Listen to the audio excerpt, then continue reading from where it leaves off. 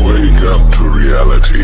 اور جو بیچارے غریب صرف اتنا ہی کما سکتے ہیں جتنی مزدوری کرتے اور تھوڑی سی کمائی میں سے بھی خرچ کرتے ہیں، ان پر جو منافق تان کرتے اور ہنستے ہیں، اللہ ان پر ہنستا ہے اور ان کے لیے تکلیف دینے والا عذاب تیار ہے۔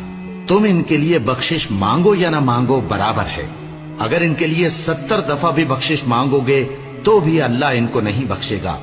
اور تکبر کرتے ہوئے لوگوں کے سامنے گال نہ پھلانا اور زمین میں اکڑ کر نہ چلنا، اس لیے کہ اللہ کسی اترانے والے شیخی خورے کو پسند نہیں کرتا۔ اور اپنی چال میں اعتدال کیے رہنا اور بولتے وقت ذرا آواز نیچی رکھنا، کیونکہ بہت اونچی آواز گدھوں کی سی ہے اور کچھ شک نہیں کہ سب سے بری آواز گدھوں کی ہوتی ہے۔